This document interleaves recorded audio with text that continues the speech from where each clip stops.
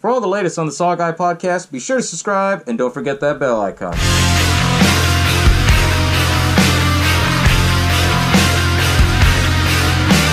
Welcome to the SaWGuy podcast. As always, y'all know I am the SaWGuy, and it's still this wonderful time of the year, right?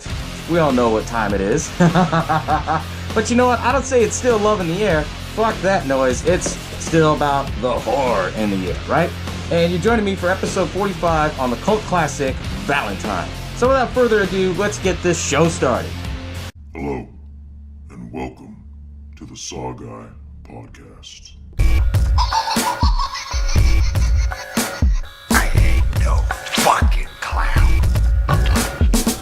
That is better. You gotta clear your mind. He knows what scares you. I'm just gonna bash your brains. What the hell? The boogeyman is real, and you found him. What do you want? I want to hear you scream. Hell. Everybody loves popcorn. Valentine is a cult favorite for many different reasons, you know? You either had the people that really love this film or they really hated this film. And it's one of those things where it kind of blows my mind at this little tidbit, right? This movie, Valentine, was based off the same novel called Valentine by Tom Savage. Like, mind blown, right? I mean, it still blows my mind on that, you know? And for the sake of this episode, what I decided to do, I order the book, and I actually crammed that book to finish it within a week for you guys, you know, to make sure that I know the difference between the book and the movie and everything like that. And they're very similar. They are similar, you know, and there's hardly little differences here and there. But, you know, before we get started on this episode, I'll break everything down for you guys and, you know, tell you the story and everything, throw in little tidbits like I always do. And let's get this show started, right? So, Valentines. This film starts off, you know, you see the credits and then you see this yearbook. It said class of 1988. You know, classic 80 babies, you know, we'll remember that shit, you know. And as it shows, this yearbook is opening up, right? And it shows how, you know, there's hearts on some girls, and then they put an X over it and shit, and they'll say, I hate you, and this. And it follows this geeky-looking kid. His name's Jeremy Melton, and he's asking all these young girls, you know, the cute ones in there, I guess it's a middle school dance. And he's like, hey, do you want to dance with me? You know? And, you know, they're looking at it, they're like, no. I laugh at that shit because, you know, you can't make movies like that anymore. I mean, everybody would either get offended or get pissed off. But if you live that, like I did, you know, I was one of those geeky kids that was like that. Like, do you want to dance? And they look at you like, no. But shows off that whole thing, right? So he's asking all these different girls. You know, each girl says, ew. Another one says, well, I'd rather be boiled alive.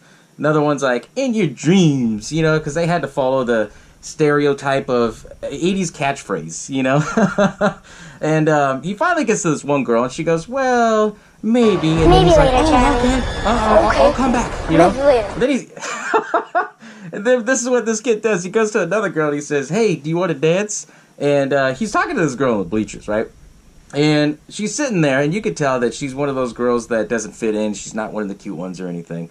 And then it shows that they start holding hands, being all cute. And then they go behind the bleachers of their gym, and they start making out, right? And then you see all these bully kids that come up. They're like, ew, look at that, pervert. That's what they call Jeremy Melton. They call him the pervert.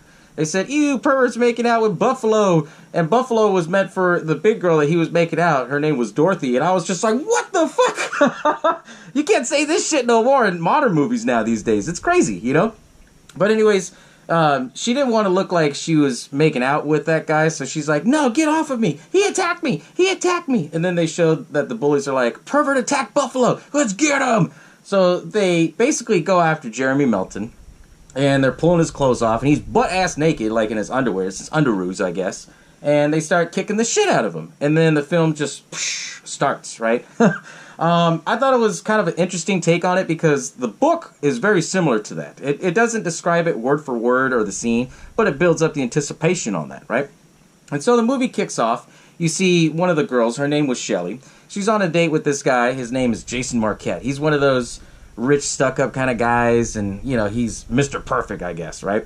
So he's talking to her, and I guess they're on a date, and then he's like, well, Jason over here, he thinks that you'd be a perfect candidate to, breed different kids or to be my wife, and stupid shit like that. Like he talked to himself in third person, I guess. It was very weird, and she was just like, and as he's saying all that, he's got this big ass piece of spinach stuck in his teeth, and then she's like, well, Jason has some spinach stuck in his teeth, and he's like, oh, right.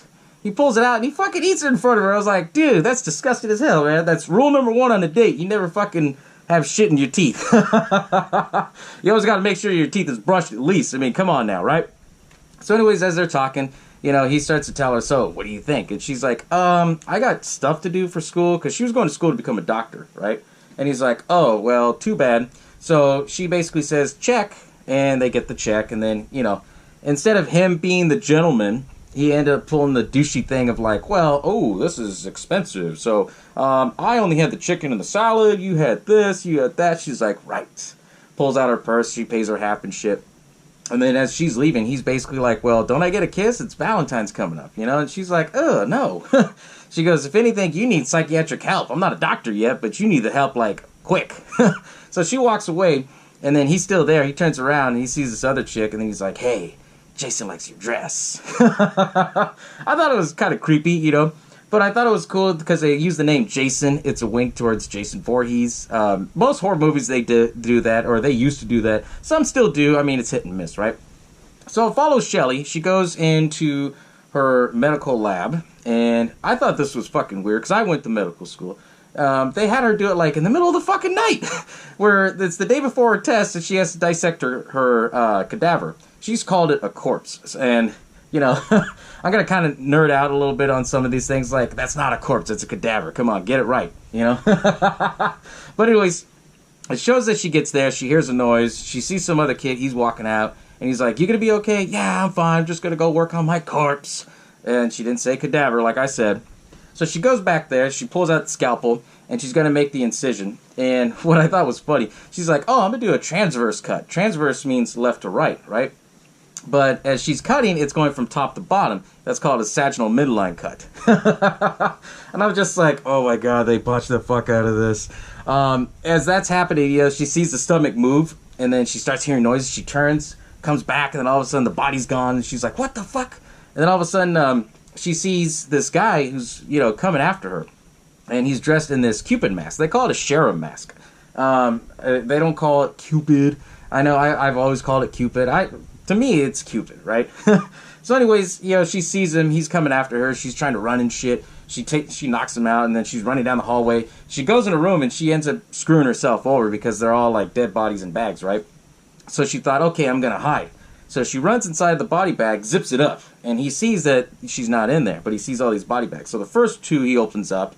Then after that, he gets irritated, so he starts stabbing all of them and shit. Then finally, he sees this one bag move a little bit. He unzips it. Then as she's lying down, he grabs her up and then just slits her throat like, oh, shit! Like, you don't expect, like, the first 5 minutes of it going from, like, bullying the kid to the fucked up date, and then, like, boom, now you're dead. And what I thought was crazy, that actor who played Shelly, her name was Katherine Heigl. And she was the one who basically got famous because we all know her from The Bride of Chucky. She was the main girl on that.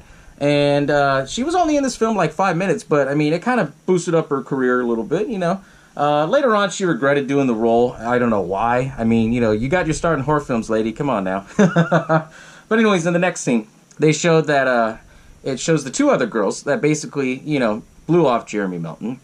Well, it was the first one page where she's like, ew, I'd rather be boiled alive. Then it shows Marley Shelton's character, and she plays a character named Kate. She was the one who said maybe, and he's the one that he kind of fell in love with, It shows them there, because the whole town is based out of San Francisco. And, they're on the pier, and they're like, okay, let's go try the speed dating thing, right? And I thought this was kind of funny, because I'm a California boy, right? They go in there, and they do the speed dating thing, because they have 30 seconds with each guy, and they can talk to him and stuff. What I thought was funny, they showed, like, different scenes where she's, like, talking to a guy, and then he's like, the Bible, and that didn't work out, obviously, because he seemed kind of loopy, right? Then it showed another football fan guy where he's like, the best team on the world is the San Francisco 49ers. Whoa! And I was just like, oh my god, dude. You had to throw in the 49ers. And then, they see this other guy. His name's Brian. And he's over there trying to talk to her. And she's kind of liking it a little bit, right? And then that's when her friend Paige pulls over and says, well, she's taken, but I can talk to you. So it kind of builds up the anticipation, builds up character development, because you will see him later, right? After everything's all done, they're laughing, talking shit about it. Then they get a phone call from Dorothy. Dorothy was the big girl who said that Jeremy Milton had attacked her. And they're all friends and everything like that. She called her up and said, hey, you know, Shelley was killed and there's the funeral. And then that's when the next scene it shows the funeral scene, where it shows all the girls there, including Lilly, one of the first girls that had turned him down. And, you know, they were like, this is all fucked up, you know, I can't believe that she's gone, you know. And as they're walking, then you see Kate, she goes and meets up with her boyfriend. He's basically an on and off kind of boyfriend. And you find out that he's kind of like a closet drunk. You know, he drinks a lot, right? His name is Adam Card, and he's played by David Boreanaz, which most people know him from Bones, Angel, you know, a bunch of other TV shows, because he's a big-time TV star, you know? And, you know, they show that they're talking and everything. He wants to try to get her back, and she's like, well, you know, we'll see, and, you know, he drives off and everything, and then they all start talking. And then they meet the detective. The detective says, hey, have you talked to Shelley? They're like, well, not in a while. She's been busy with med school, right? And then they, you know, break it down and said, okay, well, if you hear anything, let me know. I'm looking for a guy named Jason, you know, Marquette. That was the guy that she had the date with, right? And so later on, it goes into the story of all the different aspects of them, you know? So you find out a little bit more with them. With Dorothy, the one who said that she was attacked, she's kind of like the rich girl. And, you know, it shows that she comes home in this fancy, nice house, right? And she sees her dad, and he has a young wife who's probably younger than her, because they implied it later on. And, you know, she sees that they have a maid and everything, and then, you know, she sees that she gets this weird Valentine card, right? She reads it, and it says something that, you know, roses are red, violets are blue, they'll need your teeth to identify you, or something like that, right? And then she starts to, like, get creeped out, and she hears a knock on this door, and it's this guy that she had met from her exclusive yoga class, right? And he's like, well, I need a place to stay. I need some money. I'm trying to start up this business. And, you know, my roommate kicked me out. Da-da-da-da-da. She's like, oh, don't worry. Just go ahead and stay. And the maid's like, are you sure your dad said that's okay with it? You know, there's a little bit of dialogue here and there. And then, you know, her and the stepmom kind of get into it because the stepmom's younger than her. And she's making fun of her like, oh, you know, that's why you're on the treadmill all the time. So you could be looking good for that guy. And they start bickering. And she called her a mail-order bride from hell. Like, it was very cheesy. It was supposed to be cheesy because it's a wink to all the teen slasher films from the 80s, right?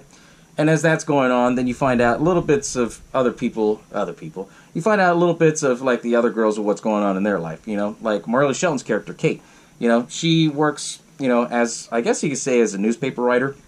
It shows that she's in the shower and everything, getting ready. Then her water, you know, shuts off and she hears a noise.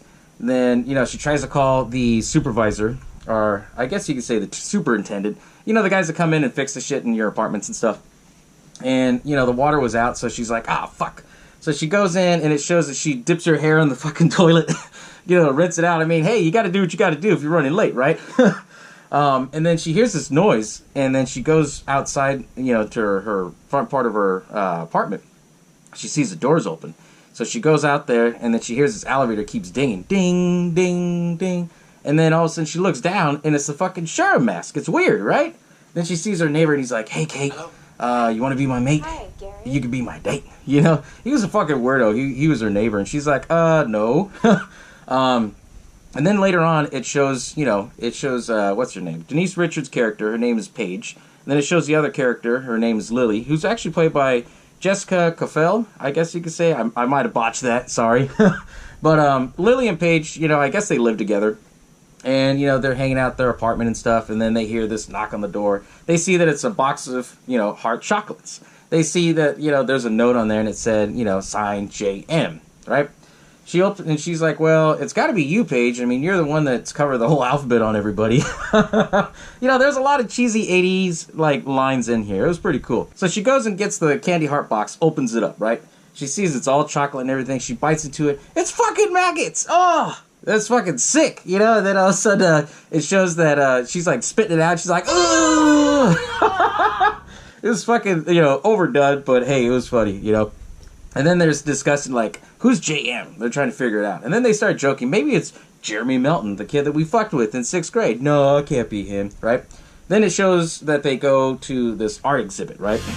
Because Lilly her boyfriend, his name's Max. He's this like weird artist, you know, like his art has to involve like a lot of sexuality stuff, you know. Similar, they said it best in the film. They said it's like a bra ad or something, you know. But it was pretty funny, you know, because they all go and they meet up and everything, and all the girls, they all start talking and everything about like, hey, I got this weird thing, and oh shit, we were talking about Jeremy, you know, and all this aspect of it, right?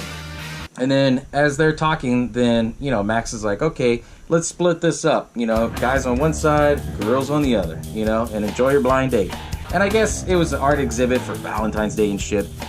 It shows that they walk through all the girls. Then Lilly breaks off, she starts making out with Max. Then Max brings in this other chick, and then she's like, hey, tell that bitch to get out of here. He's like, no, I invited her. Who's that? Oh, that's just Amy. You know, he tried to have a little bit more fun, let's just say, right? And she's like, fuck that, you're a sleazeball. And he's like, well, you kind of knew that already. You know, and so she gets pissed, and so she's walking around and everything like that, like trying to get out, and then all of a sudden the music starts, you know, warping out and shit, and then it stops, and then she turns around, and she sees that killer, you know, the Cupid killer, or the Cherub killer, right? He's looking at her, and then he has a bow and arrow, and it hits her right in the fucking chest, and she's like freaking out, and then he does another bow, you know?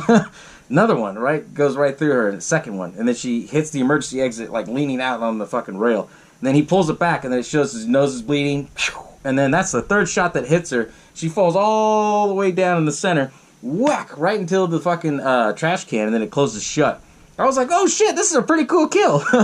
I mean, you kind of expect that, you know, when they fall in the middle and there's a trash can. I mean, it kind of builds up to it, right? So he's already killed 2 people, right? Then after that, then they start talking about, like, the different aspects of their life. You know, they're starting to talk to the detective, and the detective's like, hey, weren't there 3 of you? You know? And they're like, well, the other one, she's out of town. She's in L.A. Because she had to leave to L.A., right? And they start talking about, like, the case, you know, of who would go and kill Shelley, who would go and do this and that, right? And then they start talking about Jeremy Melton. And then that's when Dorothy admits, well, he didn't attack me. I just made that up because I didn't want to get fucked with. And the girls are like, what? You know? And then you find out what happened to Jeremy, right?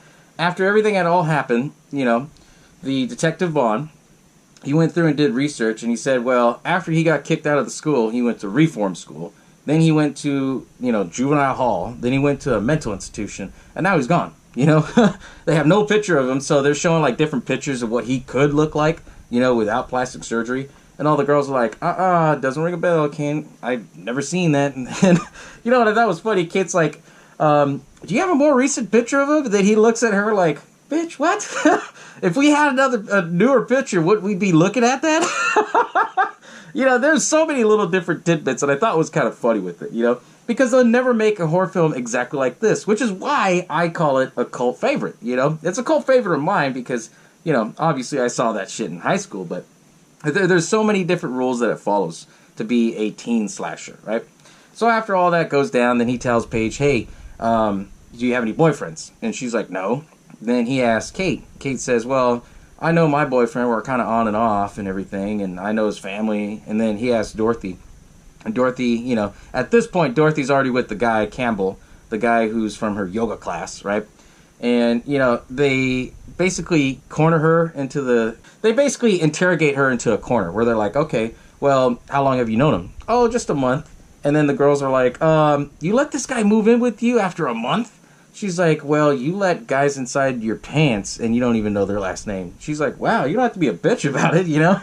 And then they start, you know, harping her and say, okay, well, doesn't matter if you've only been together a month. Do you know his last name? She didn't even know his fucking last name. It was crazy. It was like, what? You know? And then you find out later on the reason why she was like that, you know? And so as they leave, he tells Paige to stay, and then that's when the cop, like, tries to make sexual advances towards her. And he's like, hey, what are we going to do about this sexual tension? You know, and he puts his hand on her thigh, and she's like, you can put your hand up your ass. And she walks out. You know, and he's trying to play coy with that, you know, about it. And he's basically like, well, hey, you get back to me on that, right? And then as that scene's all kind of went down, you know, the detective, he went and interviewed Campbell and found out that he was kind of a scam artist, which is, you know, the big buildup of this, right? And then you find out that he interviewed Adam about everything. And while that's going on, then you see that the door opens into Kate's apartment. And then the camera follows through, and then it shows her neighbor. And he's like trying on her panties and shit. It was weird. And then the killer, he's just sitting there, the killer in the Cherub mask, right? He's looking at him. And he's like, hey, brother, it's not what you look like. It's not what it looks like, you know. I'm not well. And, you know, he's fucking pissed at this point because he's looking at him, and then he's got the nosebleed on his mask. And he has a fucking hot iron, you know, for ironing clothes. And he basically knocks the shit out of him with it. He's down there, and he's like all out of it. Then he fucking burns his face with the iron, and then he beats the shit out of him with it. What I thought was crazy is that they only showed it twice, you know, in this film, in the original cut. But if you see the new Blu-ray that recently came out, it shows he beats the shit out of him like 12 times. I was like, ooh, shit. That was kind of similar in the book. The book didn't really say that they beat the shit out of him like 12 times like I said it, but it just said that he was hit repeatedly with this hot iron, right?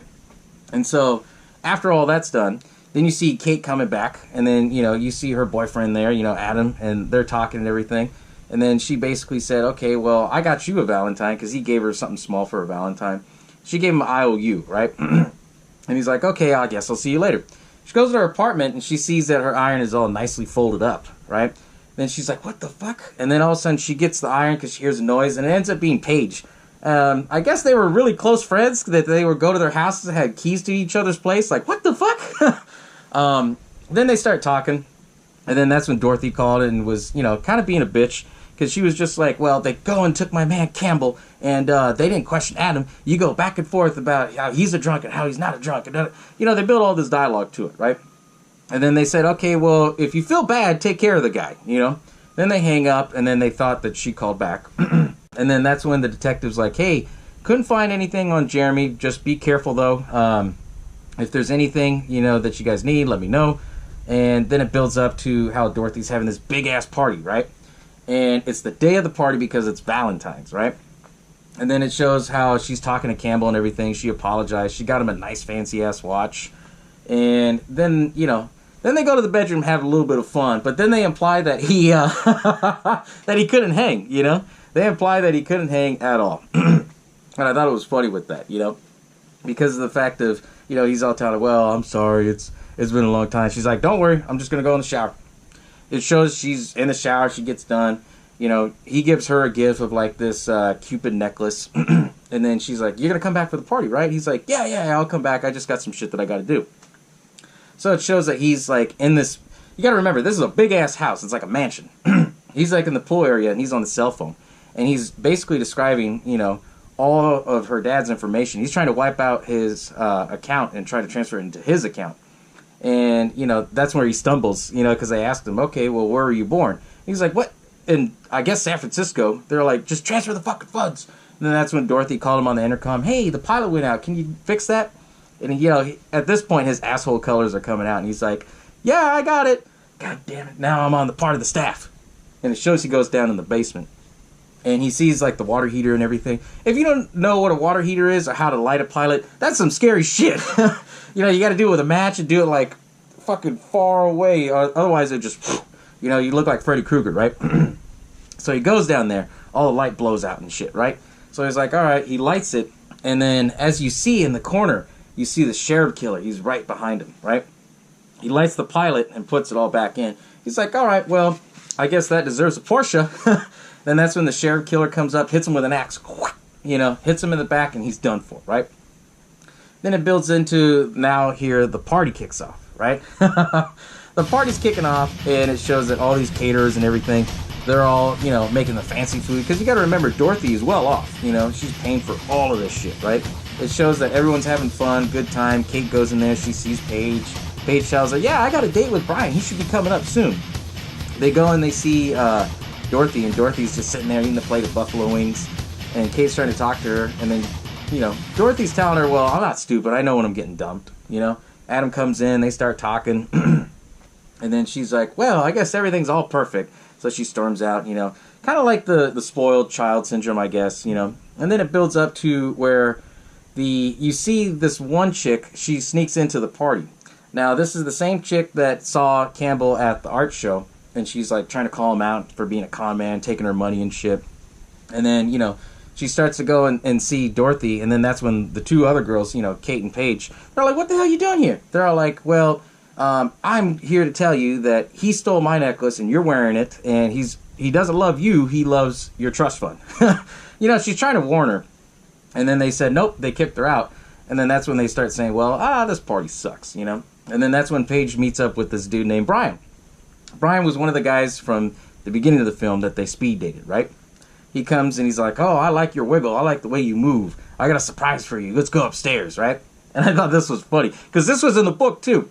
She goes upstairs and, you know, they make out and everything. He pulls his pants down and she looks at him and she starts laughing. She goes, you brought me up here so I could see your penis.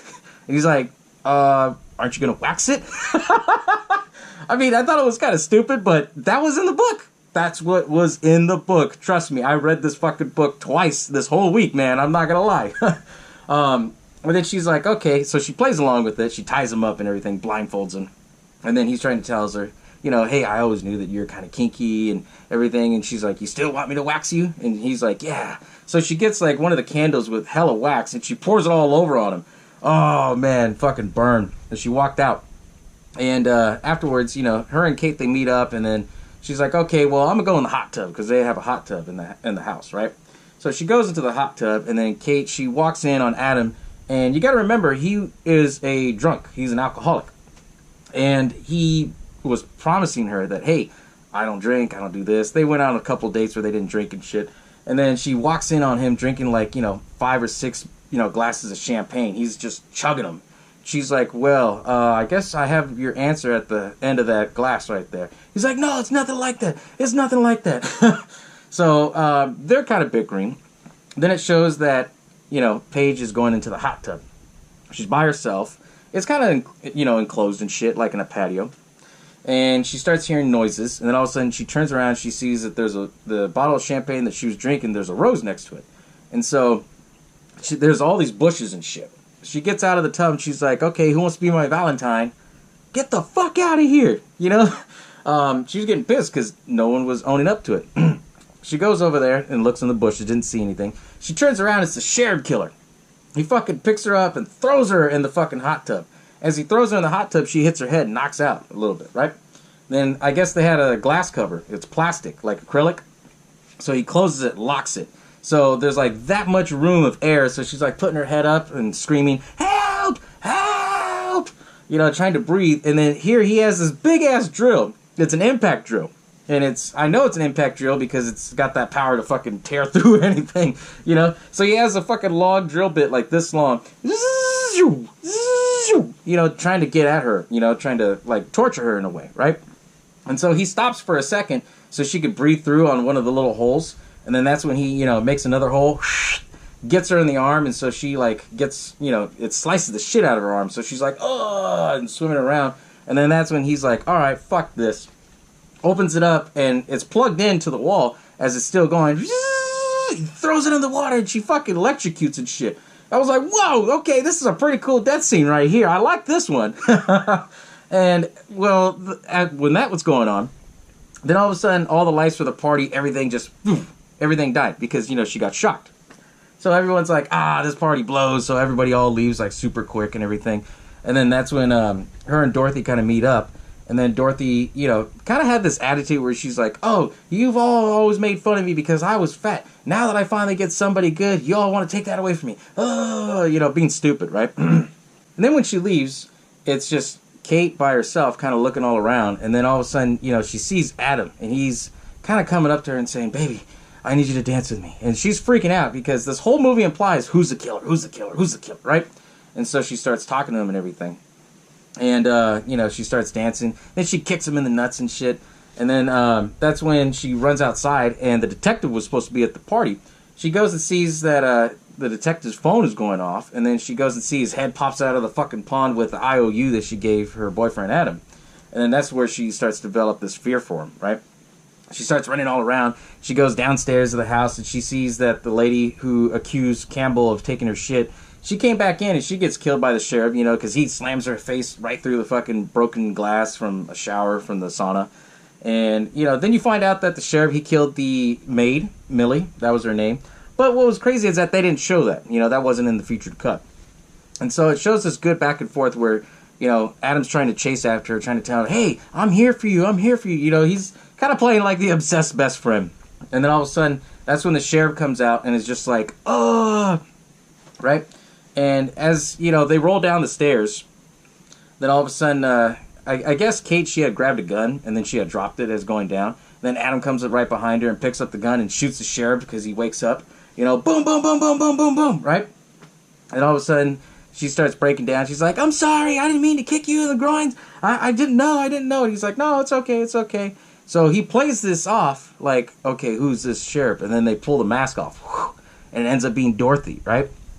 And it's like the whole time the movie makes you think it's Dorothy killing everybody, little by little, because she's crazy, right?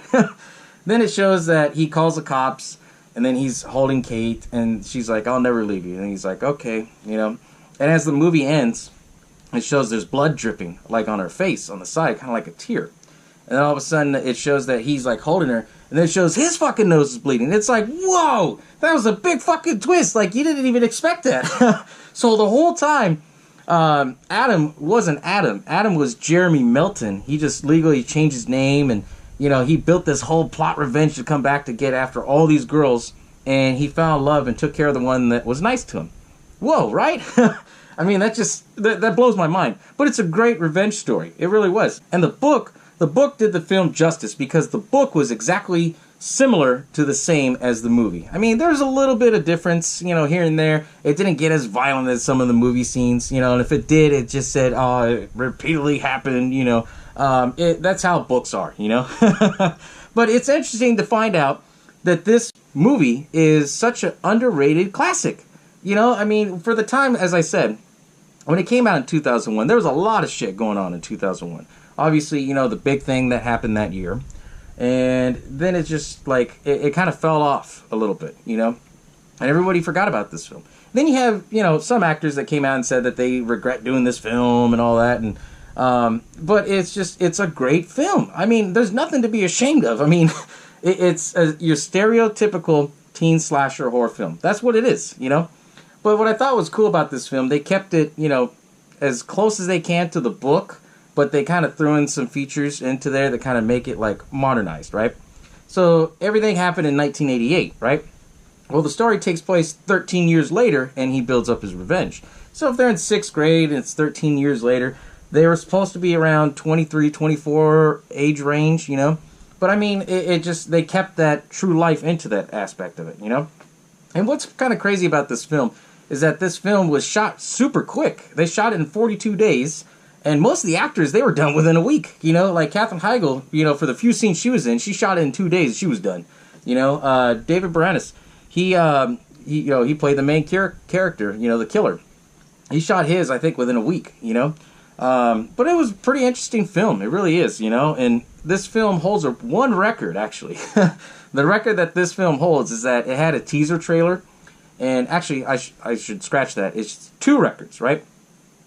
One is that when they showed this film, like the trailer for the Super Bowl in 2001, it had the cheapest spot, So it paid $10 million just to show the one advertisement. It's the cheapest out of all these films that, you see in the Super Bowl, right? I thought it was pretty cool about that. And then 2 is that the narrator for all these, like, trailers and stuff like that, they're always a male, right? This was one of the first films that had a female actually narrating the story, like in the trailer. So I thought that was pretty cool, because you didn't see too many films after that doing that trend. And now it's a trend where everybody's trying to get onto it and say, oh, I was the first, But it was pretty cool that Valentine's really was the first to break that mold, And as I said, they will never make a teen slasher film like this again because of the dialogue that was in it, how they were calling, the big girl Buffalo. They call, the geeky kid a pervert. You're not going to see that dialogue back in. No.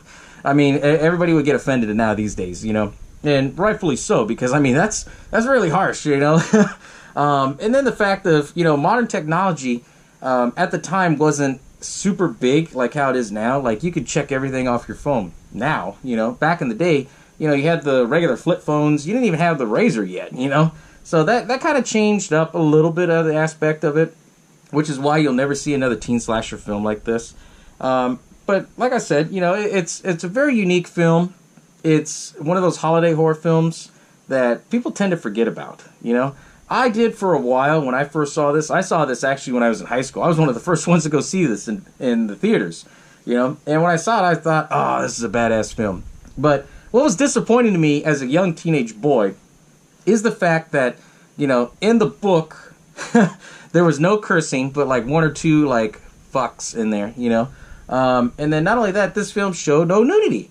And, you know, to me, I thought, okay, it's a hype. Why the hell do they have it rated R if there's not that much cursing and there's no nudity, you know? Apparently, this film, for me, I would say this is a hard PG-13 film. It's not rated R, you know? Because it doesn't really show too much gore or anything like that, but that's what they got hit with, was with the gore and everything. Which is why, you know, now in 2019, they re-released this film from Scream Factory, and they decided, okay, we're going to put everything that wasn't in the original DVD and the VHS. Because the VHS had special features. You just had to watch the film, roll through the credits, and then you see it at the end. What I thought was interesting is that when I got the Blu-ray and I watched it, it showed all the scenes in there that should have been in the film, you know? The part where he beats the shit out of the guy with iron, you know, for 12 times. The fact that there was a different, like, angles of, like, the hot tub scene where he's, like, drilling the holes through, you know? There was a lot more that would have made this film just pop, you know? But for what it was, for being a holiday horror film, you know, with Valentines and everything, it was really cool for what it was, you know? And I thought was even interesting, too, is that, like, all the girls that said, like, the comments to Jeremy Milton when he was a kid, like, oh, in your dreams, you know, she gets killed when she's, like, kind of in a sleeping position. Then the other girl, Paige, where she's like, I'd rather be boiled alive, which basically happened, you know? And then the other girl was like, ew, you know, he fed her fucking, you know, chocolate with maggots. I thought it was pretty cool, because that was a wink from the book into the movie and vice versa, you know? There's a lot of, you know, aspect. But anyways, guys, thank you all for tuning in for episode 45 on Valentines, and I'll catch y'all next time, as always. Bow down to the king.